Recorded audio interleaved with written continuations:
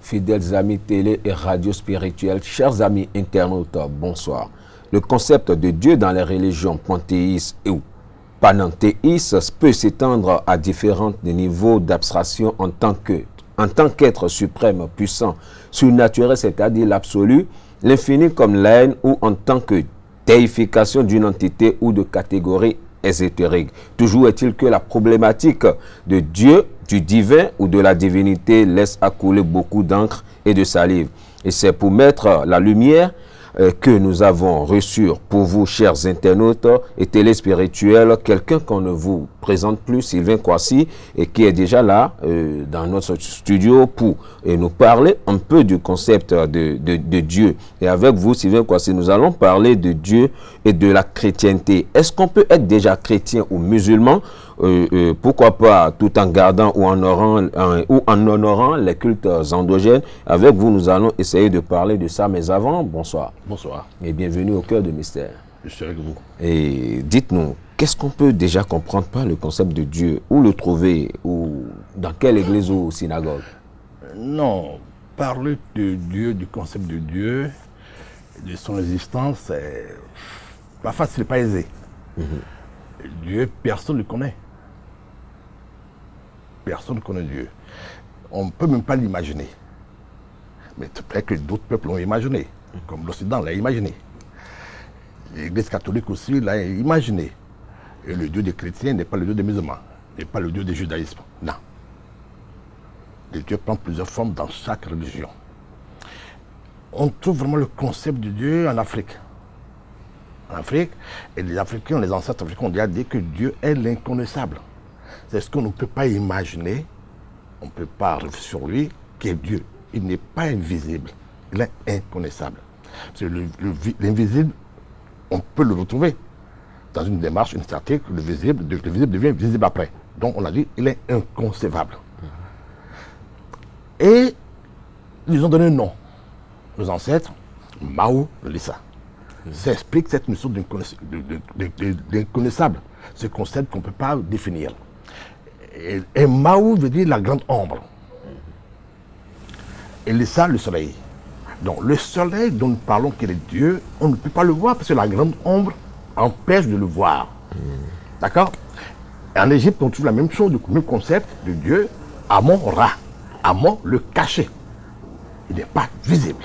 On ne peut pas le pénétrer, on ne peut pas le sonder. Il est la grande ombre aussi. C'est là où on trouve vraiment la notion, le concept de la divinité. Et c'est là en Afrique. On remonte un peu sur les Sumériens, les Acadiens aussi, ils ont imaginé, ils ont dit Dieu aussi pour... Dieu se trouve que dans un chaos, dans un abîme sans fond. Donc l'idée aussi de la grande ombre.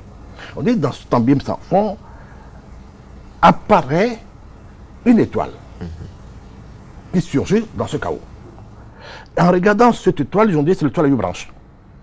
Et eux aussi l'ont nommé Dieu. Donc on peut dire Dieu, Lissa le soleil, Dieu le rat, les Égyptiens, chaque étoile est un soleil. Donc l'étoile à 8 branches. Mais l'étoile à 8 branches qui est Dieu en ce moment,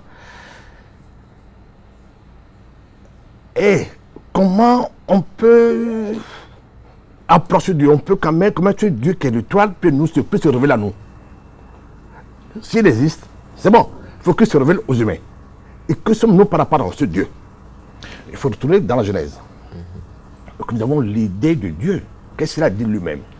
Il a dit, je suis l'Elohim. Et j'ai créé Adam et Ève à l'image de l'Elohim. Donc on peut dire que l'image de Dieu, le concept de Dieu que toute l'humanité peut accepter aujourd'hui, toute l'humanité qui accepte vraiment la thèse biblique, c'est l'Elohim. C'est quoi l'Elohim? C'est pas toi et moi. C'est un homme, une femme ensemble.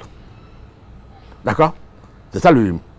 Donc, je retourne encore en Égypte, eux disent que l'Elohim, chez les Égyptiens, est Thoth. Donc, Thoth est 8. Thoth est le Dieu 8. Le 8 est l'Elohim, les deux points, le 8 est l'Elohim. Donc, Dieu Elohim, c'est Dieu est le multiple. Et l'idée de l'Égyptien encore est claire à ce concept de la divinité. Ils disent que ce point lumineux au milieu du chaos peut engendrer que 16 points, que 16 vibrations, 16 ondes, et chaque point est une émanation de la divinité. Donc si j'imagine ça un peu, on peut dire que Dieu a 16 têtes, 32 bras, 32 pieds. Voilà. C'est le concept de Dieu. Et ces 16 têtes dont vous parlez, est-ce que ça fait déjà allusion aux 16 signes? Oui, parce qu'ils nous disent que le point lumineux au milieu engendre 16 émanations, 16 rayons. Chaque point de rayon est un Dieu. Donc chaque fils est égal du Père. Donc on a 16 rayons qui équivaut aux 16 signes de Fa. Donc on ne peut pas séparer Dieu de la notion du Fa. Donc le Fa est Dieu. Donc l'Égypte antique l'a répété en disant que Dieu est Pita. Et Pita est égal à P est égal à F. Donc quand on parle de Pita, on parle du Fa, le Dieu des étoiles. Le Père des étoiles, le Père des soleils. Donc chaque soleil est un Dieu. Et voilà. Donc 16 têtes, 16 bras, voilà, Dieu. Ok, et si nous prenons nos amis judéo-chrétiens ou musulmans, dans leur concept, voyez-vous, est-ce qu'on peut déjà être chrétien ou musulman tout en gardant ou en honorant les cultes endogènes? Est-ce que ça... Oui, ça n'a rien à voir. Mais il faut voir que le chrétien donne un Dieu, que le musulman donne un Dieu. Ce n'est sur l'ensemble. Le chrétien, il dit qu'il adore le Fils de Dieu, qui est Jésus le Christ. Est-ce qu'ils ont péché? Ils ont trompé l'humanité? Non. L'humanité est restée ignorante. L'Église n'a pas caché quelque chose. L'Église, en disant Jésus le Christ, et dans l'évangile de Saint Matthieu, Jésus m'a précisé qu'il est l'étoile du matin. Et c'est là où les prêtres chrétiens, les pasteurs, tout ça, ont péché en trompant les fidèles. Peut-être eux aussi ignorent ce que c'est que l'étoile du matin. L'étoile du matin n'est que l'étoile à 8 branches, que la tradition africaine appelle le Fa. Donc Jésus, en tant que l'étoile du matin, est un génie solaire, que l'on appelle Fa. Et c'est aujourd'hui, parce que le pape François aujourd'hui a affirmé aux chrétiens, à tous les chrétiens du monde, catholiques, orthodoxes, évangélistes, tous les chrétiens, en disant que cette étoile du matin est Lucifer, le faiseur de lumière. Donc Jésus, le Christ des chrétiens, est le faiseur de lumière Lucifer, que nos ancêtres appellent Maoulissa, le Saint, l'étoile à 8 branches.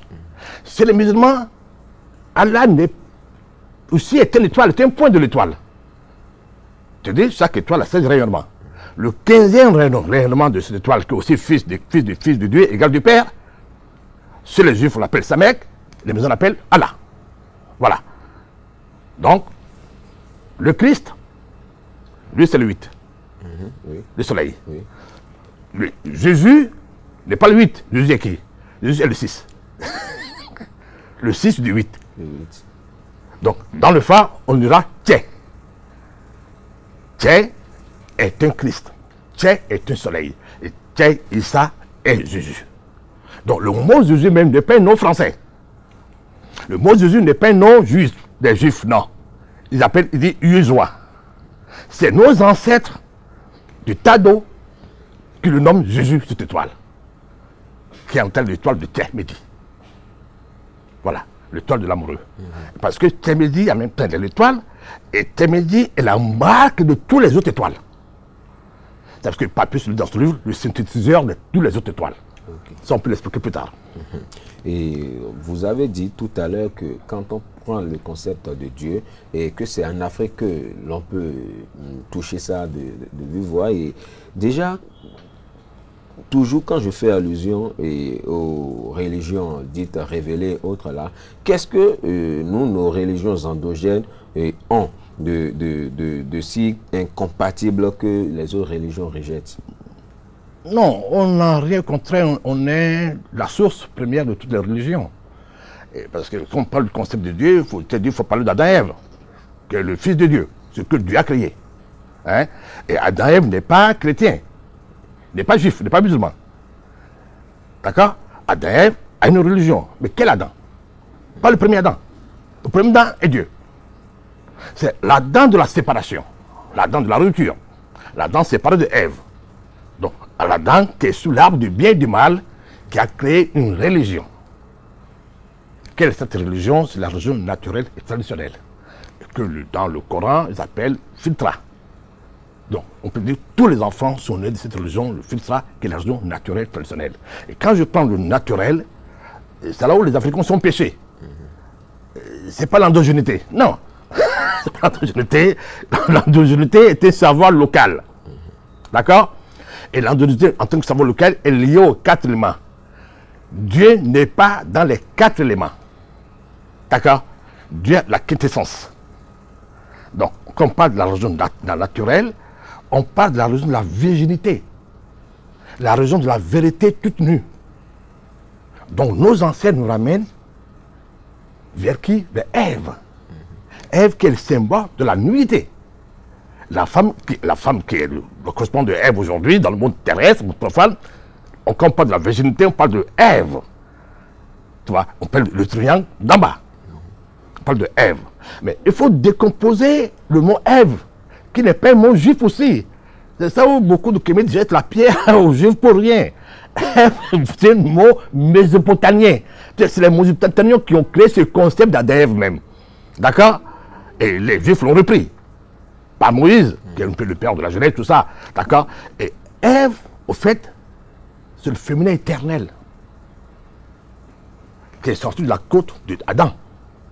Mais quand on décompose le mot Ève à partir de l'alphabet primitif, Ève devient Ephé. Et F-E.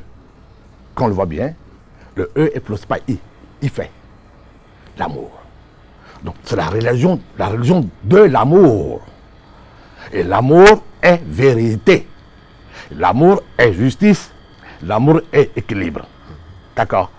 Donc c'est ça aujourd'hui que le pape aujourd'hui prononce Amoris. On peut dire la religion de Amoris. Mais quand on parle de l'amour, on parle de quoi? L'amour est sorti d'où? Ève est sortie d'où? D'Adam, qui est Laetitia. Donc Amoris, Laetitia.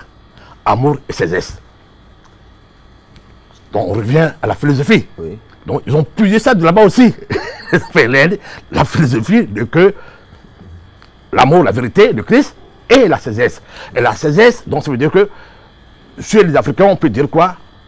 L'étoile d'Obara. C'est le Christ, l'amour est Christ. Ça fait référence l'étoile d'Obara. L'étoile d'Obara Medi. Donc Obara Medi est la dent primordiale. Obara Medi est la Césès. Donc c'est pour ça que c'est dans la pensée africaine qu'on trouve vraiment ce concept de Dieu. Qui est devenu réellement. Les autres ont emprunté quelque chose qu'ils ne connaissent pas. Les autres ont mangé, ils ont décrit quelque chose qu'ils ne connaissent pas. Voilà un peu ce que je peux dire. Si tant est cela et que ces religions-là, vous n'êtes pas sans savoir qu'à chaque fois ils prônent l'unité et ils parlent d'un Dieu unique. Et pourquoi Dieu, s'il est vraiment unique, il ne peut pas nous laisser, nous, Africains, d'entrer en communion avec lui à travers nos rites et on diabolise tout en Afrique. Non, les Africains n'ont pas compris ce qu'on appelle l'unicité. Et les Européens aussi n'ont pas compris cette notion de l'unicité. Non, ils n'ont pas compris. Ce n'est pas des paroles, ce n'est pas des langages profanes. Mais on mélange les deux pensées. Et comme nous sommes dans la pensée objective, l'unité veut dire un. Mais je parle de Dieu. Quand je parle de l'unicité dans la pensée divine, l'unité n'est pas un. Non.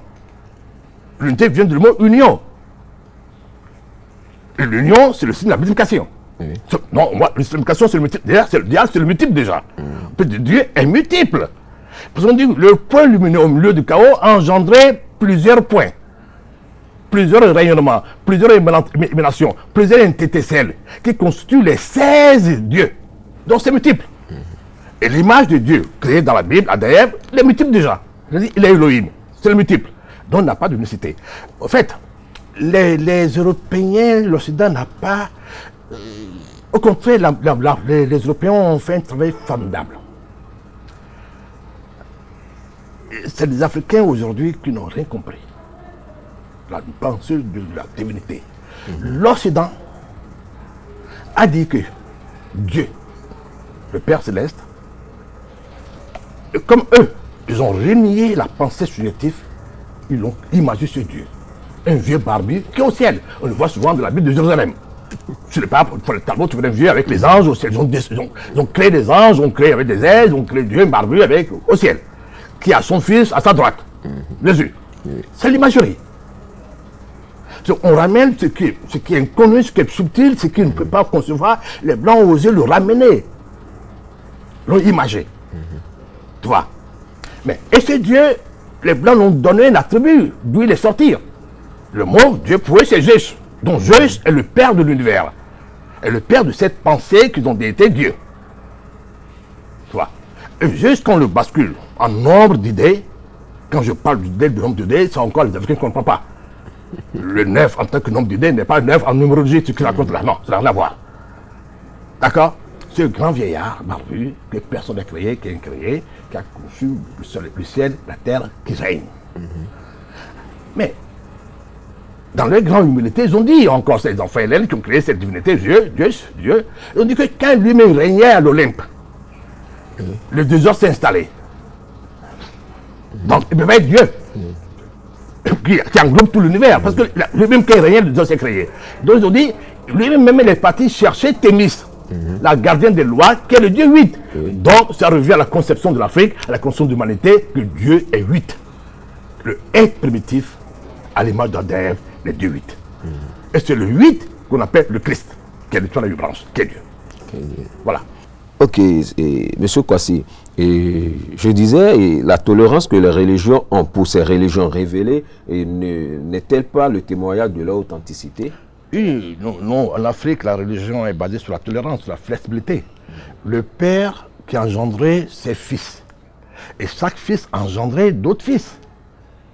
Tu vois? Donc, quand un fils revient, le père lui l'identifie. Le père est plus flexible que l'accepter. Mais eux n'ont pas de divinité. Quand Allah aujourd'hui, le musulman parle d'Allah, peu de musulmans savent que Allah n'est que le 15e nom de Dieu. Mais si moi j'invoque le 3e nom, je crée ma religion à partir du 3e nom de Dieu, ils vont me jeter la pierre.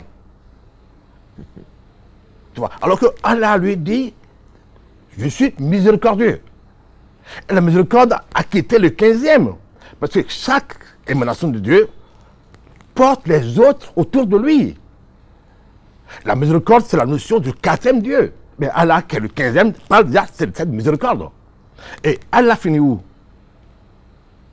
Allah finit au livre, qui est Mohamed, qui n'est que le 3e. Et le 3e que les chrétiens ont personnifié par la Vierge Marie, porteur de l'étoile. Chaque étoile est un livre. Donc on peut dire aujourd'hui, là je vais choquer les chrétiens, l'enfant que la Vierge porte dans ses bras, c'est pas Jésus, c'est Mohamed. Et ça, dans Vincile, le nom de Vincile, déjà, il a dessiné dans la Vierge de la Rocher. Il avait 2 enfants. La Vierge qui est plus proche de la mère, c'est Mohamed, puisqu'il porte le signe de Caput Draconis, le signe du livre, la connaissance. Jésus n'a pas révélé la connaissance. Mohamed, qui a révélé la connaissance, parce que Mohamed dit que Allah est savant. Allah n'éclaire que les savants, pas les ignorants. Dieu n'aime pas les ignorants. Il y a beaucoup aujourd'hui qui sont des ignorants, beaucoup de chrétiens sont des ignorants.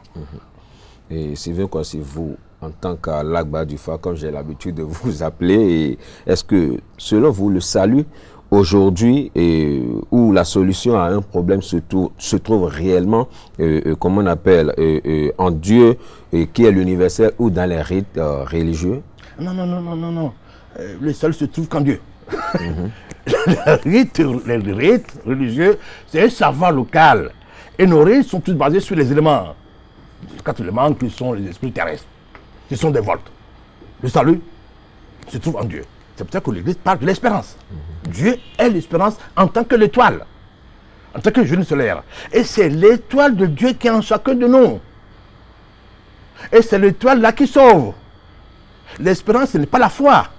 Dieu ne demande pas d'avoir foi en lui, il s'en fiche de ta foi. Dieu ne demande pas ta charité, il s'en fiche que tu donnes à lui, donne ton frère. Il n'a pas besoin de sa charité. Tout lui appartient déjà. L'espérance de Dieu est une certitude. Dieu te dit, voilà qui tu es. Voilà comment je t'ai engendré. Voilà ton chemin de retour. Voilà ta légende. Voilà ton parcours. En suivant ce chemin, comme je dis, je suis le chemin, tu viendras à moi. Donc, l'espérance qui est due à nous. C'est le salut, il n'y a pas autre chose. Et de là, et est-ce que renoncer au rite, là, parce que vous entendez renoncer au rite ou aux religions endogènes et autres, là, où toute autre religion n'est-elle pas de l'acculturation? Oui, non, rejeter non, non, non, religion culturelle. Oui. La culture n'est pas la divinité. Non, il faut séparer la culture et la divinité. La divinité. C'est le savoir local, donc le savoir limité, qui n'apporte rien à personne. C'est ça. Comme pas d'endogénéité, c'est un savoir. Ce n'est pas une connaissance qui libère l'homme, qui fait grandir l'homme. La preuve aujourd'hui, est-ce que ce savoir local nous permet de créer, d'être des inventeurs, d'être des savants? Non. Et chaque peuple demande à son savoir local. Les Français, les Américains, les Chinois, les Indiens, ça ne permet pas le développement. Ce qui permet le développement, c'est le génie, c'est l'étoile qui est dû en nous. C'est tout, le reste, c'est les baratins. D'accord? Le reste, on vient surtout au folklore, à la fête folklorique, d'après le compas de la culture de jeunes qui sont faits au Bénin, chez Zangoto, Gougou, et ainsi de suite. C'est le folklore. C'est tout, c'est limité. C'est à haut. À haut, ça veut dire, bon, on cache quelque chose qu'on n'a pas, qu'on croit qu'il existe, c'est tout. Merci, et c'est ce qui vient mettre un terme à l'émission de ce soir au cœur du mystère qui a reçu pour vous Sylvain Kouassi sur la problématique de Dieu. Et où est-ce qu'on peut trouver Dieu? Et est-ce que Dieu se trouve dans les synagogues ou dans les églises aujourd'hui? Je crois que vous l'avez bien écouté. Et chers amis téléspirituels et internautes, à vendredi prochain pour une nouvelle émission. Bye bye. Hey, hey, hey.